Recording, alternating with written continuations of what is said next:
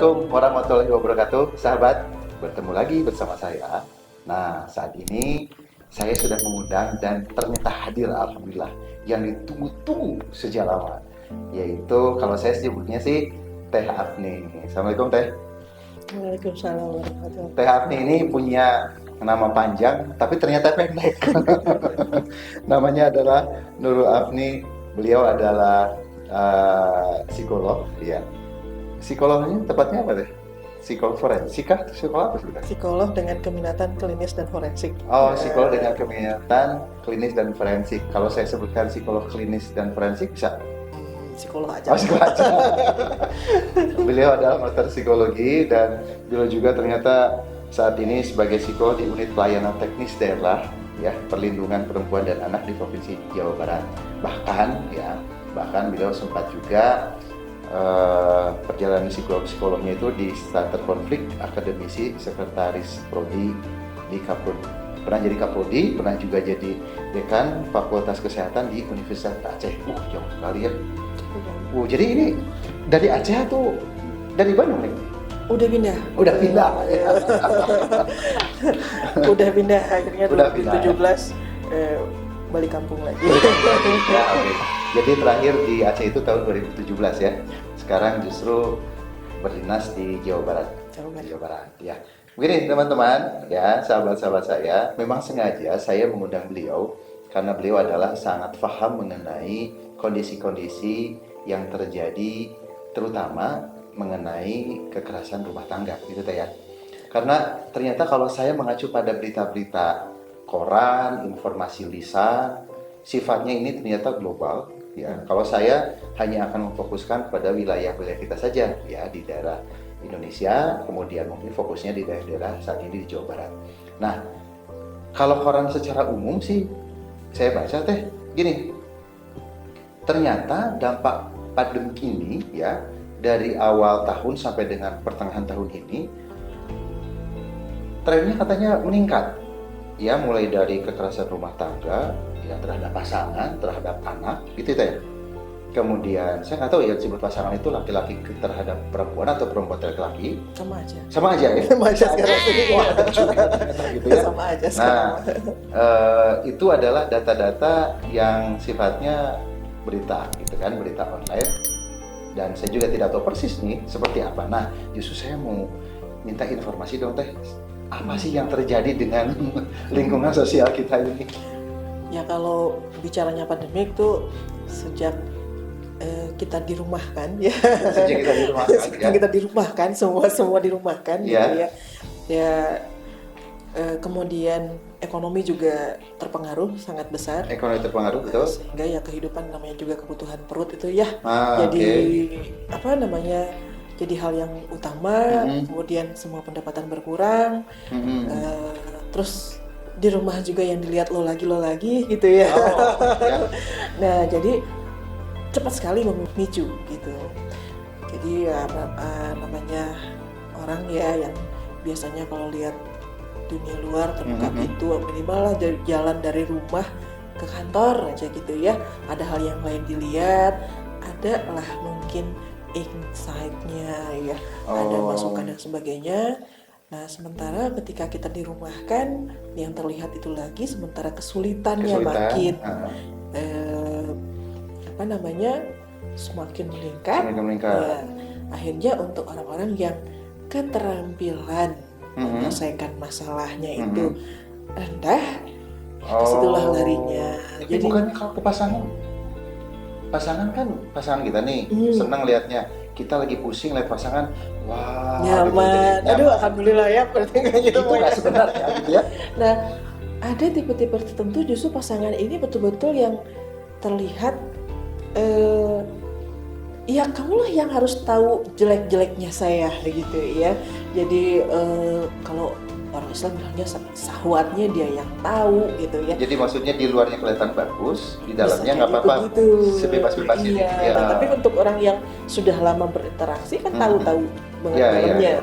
Nah itulah gitu. Jadi bukan juga dikatakan jahat, enggak juga sih gitu ya. Tapi memang dengan tipe-tipe tertentu yang kalau saya lihat dengan budaya kita, dengan kebiasaan lah Kebiasaan. mungkin ya.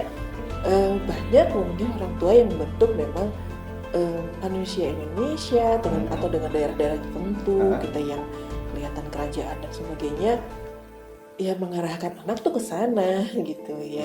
Kerajaan mengarahkan anak ke sana Yang besar, yang harus enak, yang nyaman, besar, posisinya, enak. terus menghindari kesakitan, intinya itu ya. Kemudian datanglah pandemi ini, dirumahkan, kondisi ekonomi sulit, kemudian tidak bebas melihat yang ingin dilihat mungkin ya, terus kemudian masuk ke tempat-tempat hiburan juga nggak bisa, tidak mudah sekarang tidak gitu mudah, ya akhirnya ini sebetulnya karena kurang terampil ya di dalam menyelesaikan sesuatu. Jadi apakah mereka jadinya stres iya, dan bisa kurang jadi terampil? begitu. Oh gitu ya. Kalau stres itu kan awalnya karena frustasi itu kan kita terhambat mendapat sesuatu, kemudian terjadi konflik, kebutuhan satu ya, tapi yang lain juga butuh ya, kan gitu ya, yang jadi prioritas sama-sama, innernya kan di situ ya. Kemudian tertekan, yang harus dirumahkan, harus ngikut dan sebagainya. Gitu. Baik. Ini memang cemas akhirnya. Cemas. Nah itu udah empat-empatnya udah menuhi nih untuk jadi stres gitu. Udah terpenuhi ya. Iya. Oke, ditambah dengan keterampilan dia yang justru untuk penyesuaian itu ya. Penyesuaian dalam situasi stres. Karena sudah dibiasakan nyaman, sudah dibiasakan ada gitu ya. Nah, sehingga ya dampak yang kelihatan di luar biasanya harus banyak. Jadi makanya terjadilah kalau dibelanja banyak-banyak gitu. Belanja banyak-banyak. Jadi di stoknya banyak gitu ya. Jadi mengumpulkan itu ya? Iya. Oke. Nggak boleh kurang. Iya. Dan takut mati juga bisa gitu. Nah, kan artinya kekerasan ini yang dilakukan oleh siapa sebenarnya? Apakah dilakukan oleh ayah terhadap anak, atau suami terhadap istri, atau istri terhadap suami?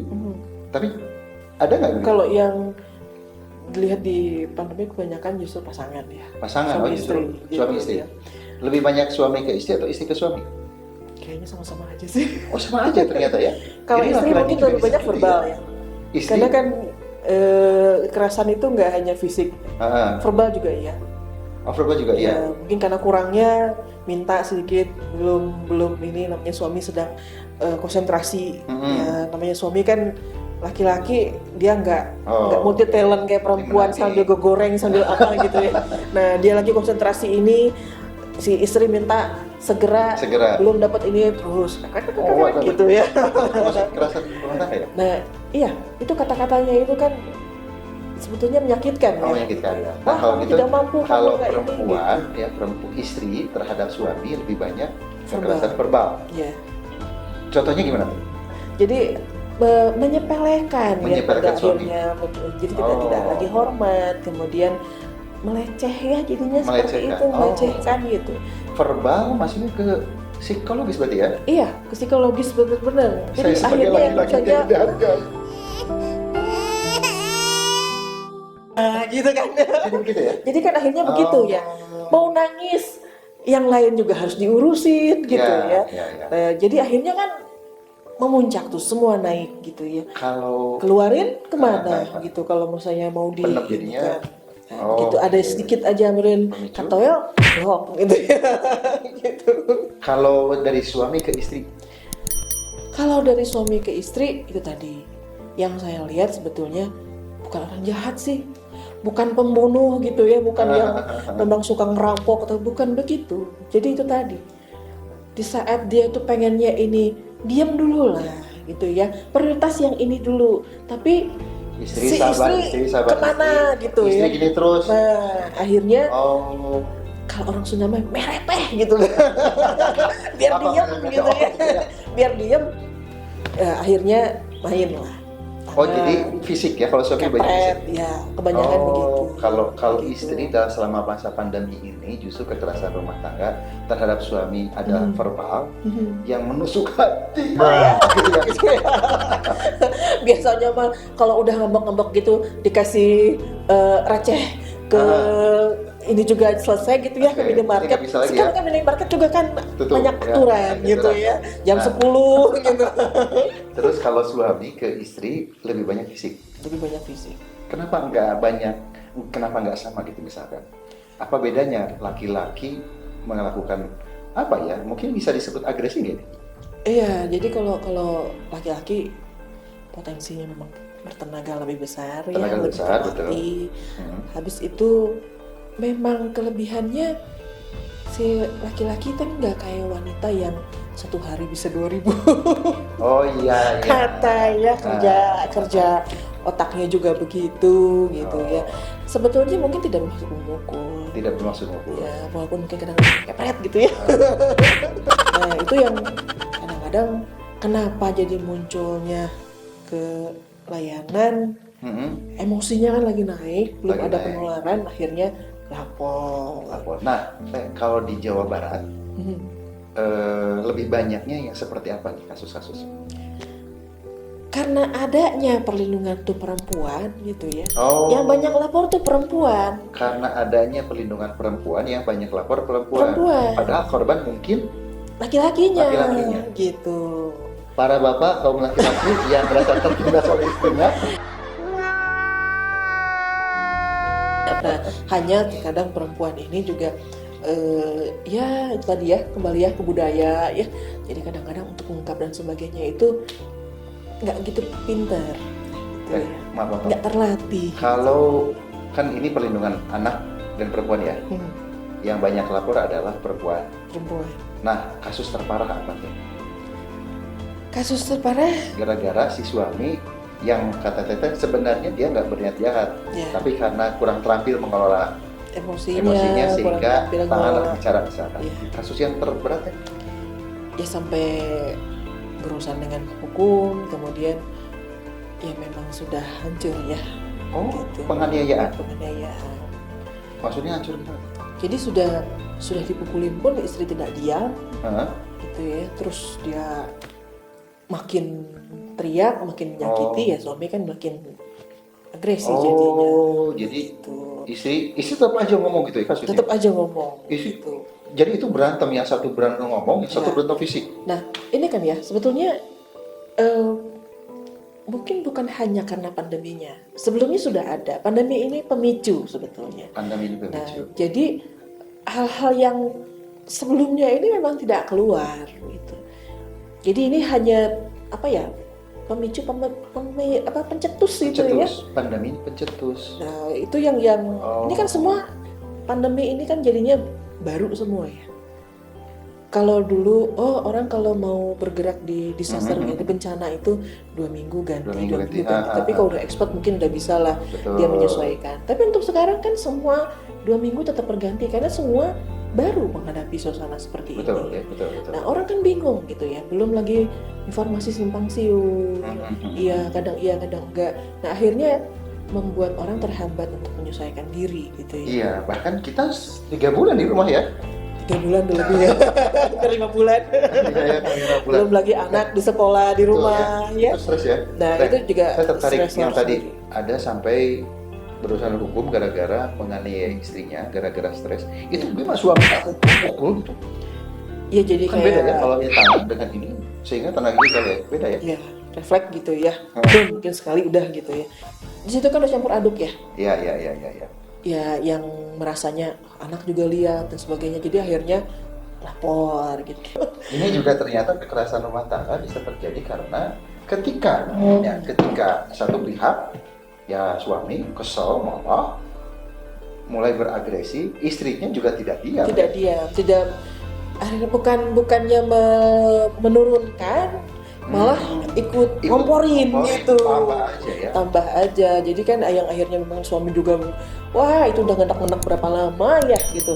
Yang biasanya dia bisa pergi pagi, ntar ketemunya malam, pulang gitu ya. Ini memang stresornya justru di depan rumah. mata yang biasanya buat dia adem, buat ini kan nggak ada lagi tempatnya tuh. Justru jadi stresor. Jadi sasar. Jadi sumber Berat. masalah. Nah itu yang Teh kalau di Jawa Barat selama mungkin kurun waktu berapa? 6 bulan mungkin. Ya, anggap saja 6 bulan 6 ya. bulan ya. Nah, itu yang lapor berapa banyak? Kita belum mengakumulasikan semuanya. Oh, belum karena akumulasikan.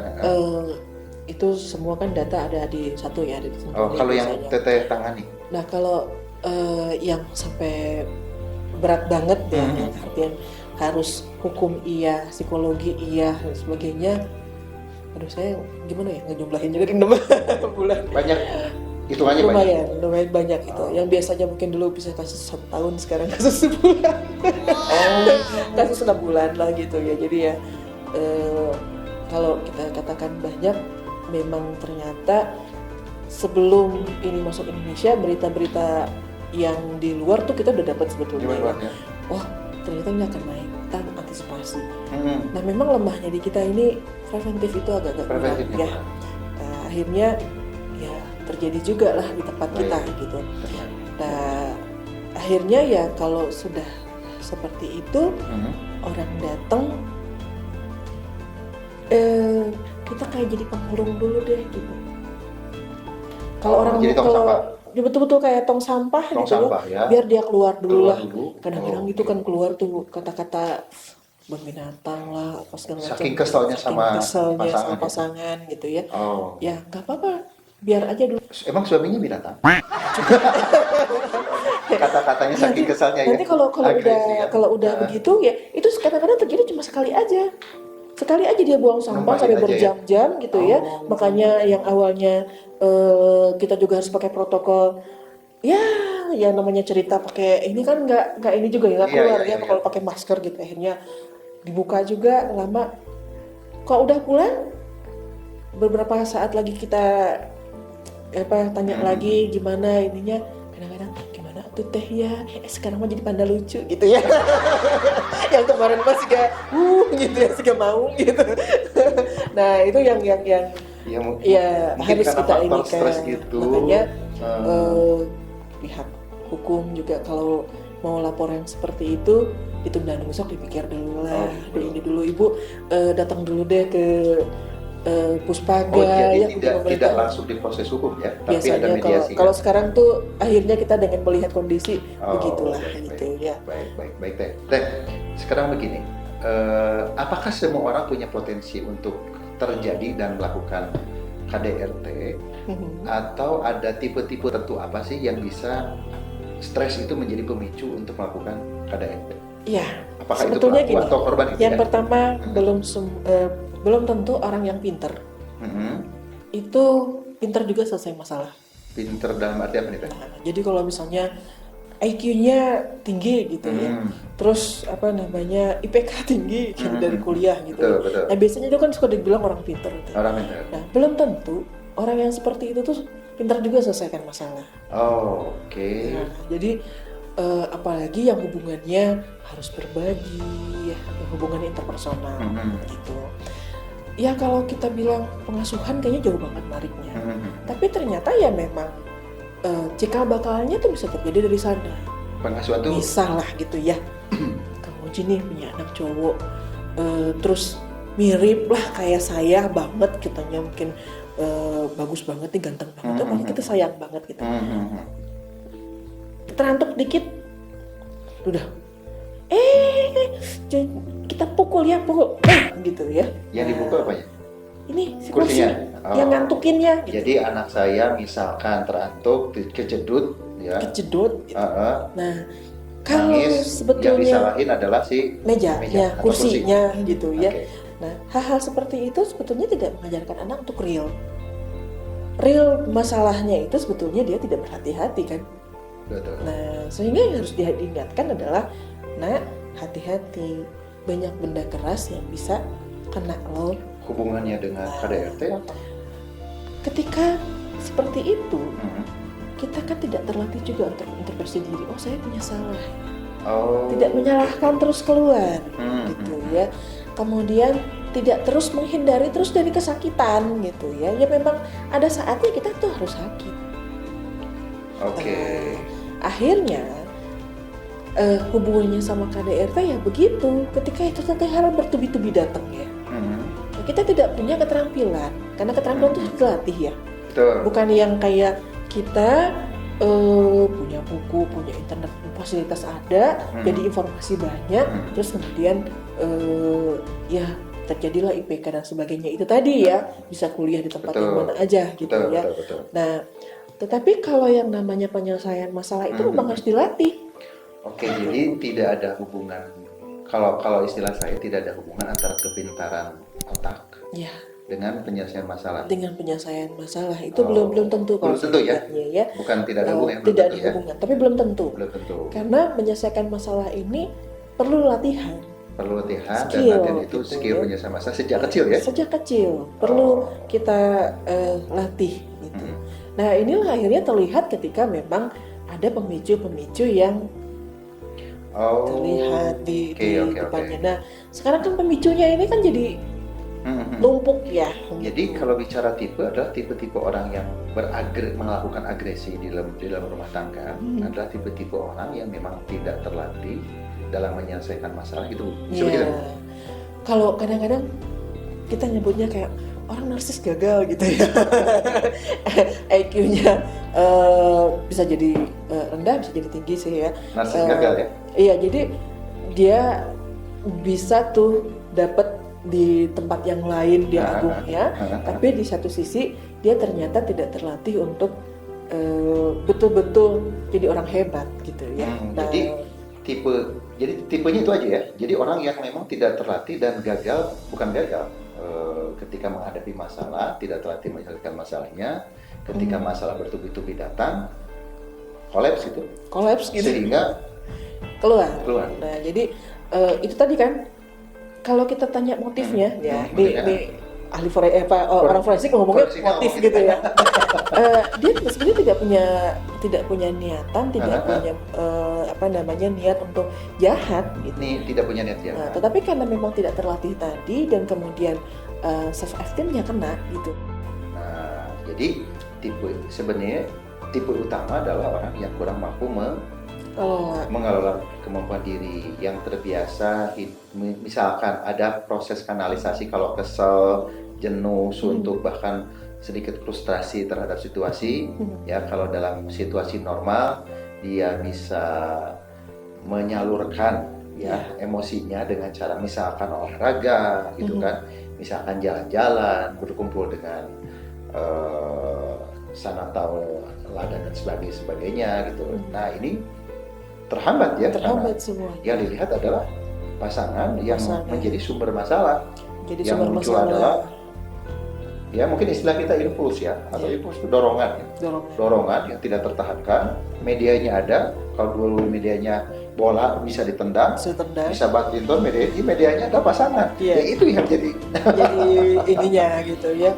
Kalau jadi ya kalau kita kasarnya korban lah gitu. Korban. Ya. Satu sisi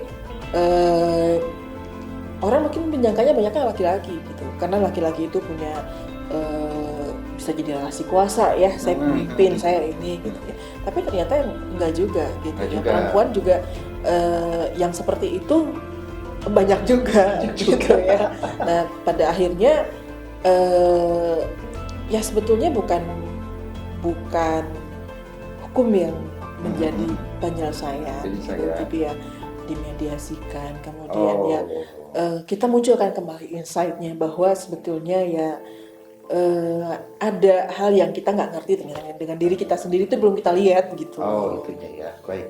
Nah, tadi yang terlewatkan ya, saya mau nanya, ada nggak laki-laki yang jadi korban dari kekerasan istri ya? Fisik, laki-lakinya dipukulin? Kemarin ada sih daerah ada juga ya? Karawang. Di Karawang, maaf ya. Jadi istrinya yang lebih ditampar ya? Suaminya ampun mama. Enggak karena ada bayi juga sih di situ ya. Ada jadi si suami masih kontrol. Untungnya suami kontrol. Cuma karena berulang, jadi akhirnya dilaporkan dan memang berpisah sih pada akhirnya. Kasar sekali ya. Itu karena itu tadi ya, karena sebetulnya sudah ada dari sebelum-sebelumnya. Oh, jadi sebenarnya pandemi ini adalah sebuah situasi yang menekan, ya, yang justru memicu munculnya situasi itu ya. Situasi yang seperti ini. Jadi dasarnya sudah ada sebenarnya. Dasarnya sudah ada. Kalau orang bermasalah, relasinya sudah bermasalah, ini jadi pemicu kuat. Betul. Tapi kalau relasinya baik-baik saja, ya mungkin letupannya tidak terlalu besar gitu ya. Iya. Oke. Nah, bagaimana caranya agar ini terhindarkan? Misalkan, apakah suami yang jadi korban atau istri yang jadi korban, harus seperti apa nih cara mengantisipasinya? Lihatnya memang kita sendiri meningkatkan kesadaran itu yang ini sekali ya. Kalau memang sudah jadi suami istri ya, meningkatkan kesadaran itu sangat-sangat perlu gitu ya. Ya apakah itu misalnya dengan salah satu, nggak usah jauh-jauh lah, keluar pintu lah sebentar, hirup udara gitu ya. Itu sangat-sangat perlu sebetulnya. Pagi-pagi itu buka lah, biarpun udara yang keluar itu berganti gitu ya. Buka pintu rumah, bukan pasangan berganti ya? Gitu. Bukan. Belum tentu itu sih. Bisa jadi lebih pabelit gitu.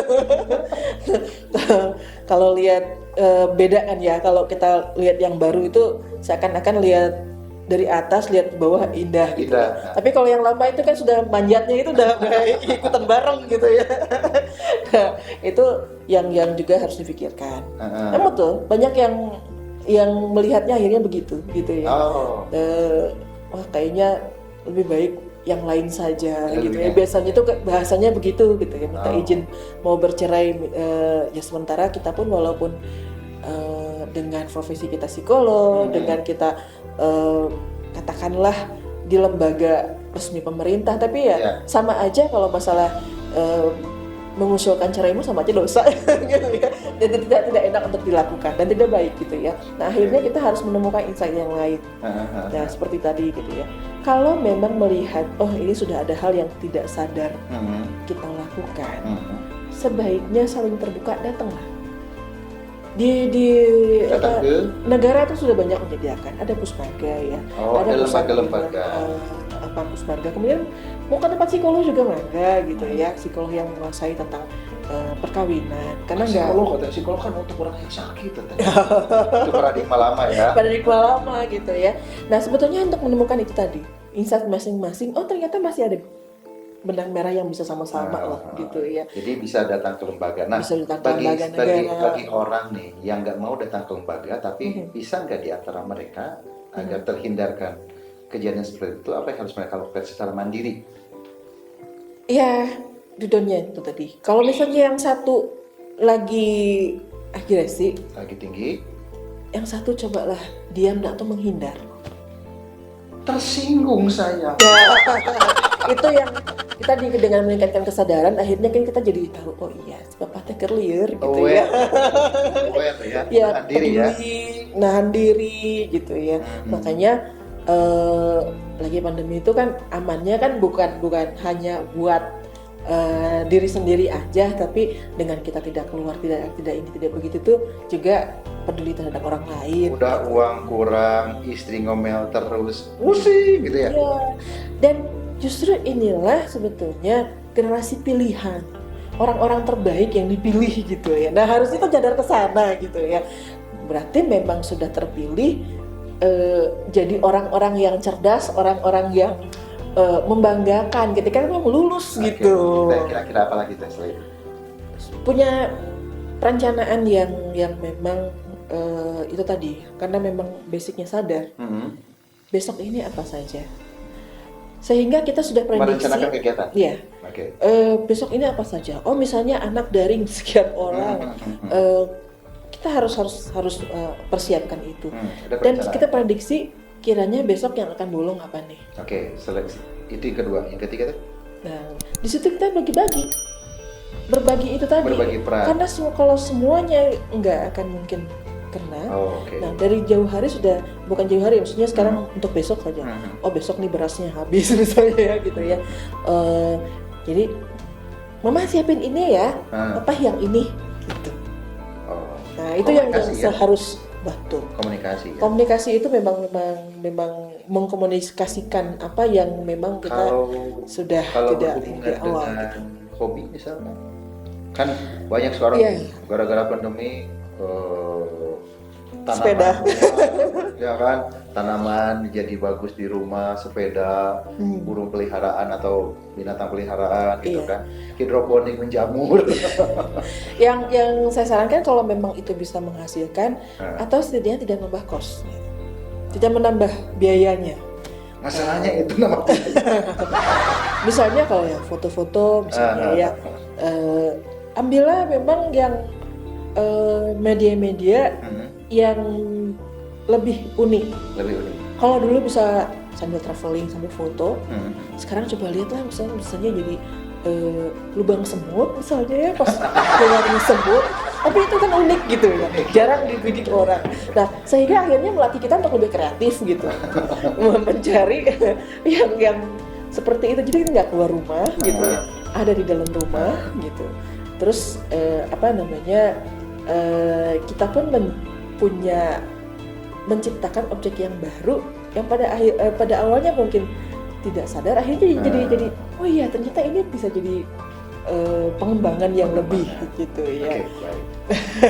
Biasa. Udah terasa itu ya. Ini hampir 1 jam loh teman-teman ya. Kita bicara ini.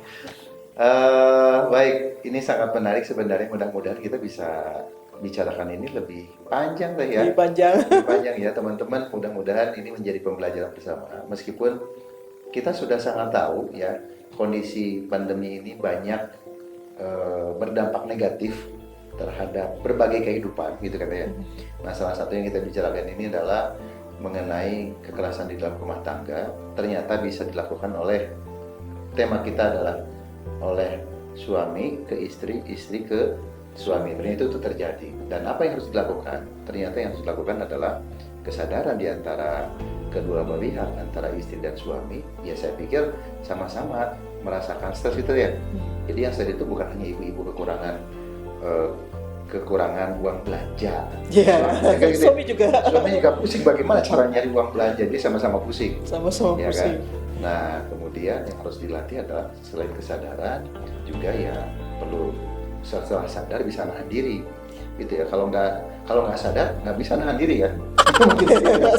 Nahan diri dan apa ya? Komunikasikan ya. Hal-hal tentu dikomunikasikan, tentu yang berhubungan dengan emosi ini kan tetap harus tersalurkan.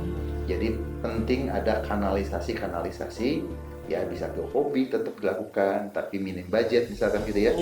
Yang awalnya membetulkan rumah ada tukang tapi sering dicoba itu kan, cuma hati-hati jatuh dari genteng. Yang kira-kira juga risiko mah jangan. Berisiko besar itu. Betul ya. Kemudian sebenarnya banyak hal yang bisa dilakukan ya. Iya. Dan pada akhirnya kita tuh jadi tahu ternyata potensi lebih banyak lagi ya gitu. Tapi yang terpenting adalah pembelajaran kita untuk proses generasi berikutnya agar tidak terjadi agresi dalam rumah tangga. Salah satunya adalah bagaimana menciptakan anak-anak kita untuk mampu tough menghadapi masalah, gitu ya. Oke. Itu banget itu, jadi siap dengan segala kondisi. Baik, Teh Apni, terima kasih. Luar biasa pembicaraan ini. Mudah-mudahan manfaat ya. Oh, sangat bermanfaat. Mudah-mudahan Bapak, Ibu, teman-teman yang menonton channel ini bisa mengambil hikmahnya, ya, sehingga hal-hal yang tidak kita inginkan mudah-mudahan tidak pernah terjadi lagi. Baik, Teh Apni, terima kasih. Sama-sama. Hatur nuhun. Assalamualaikum warahmatullahi wabarakatuh, teman-teman.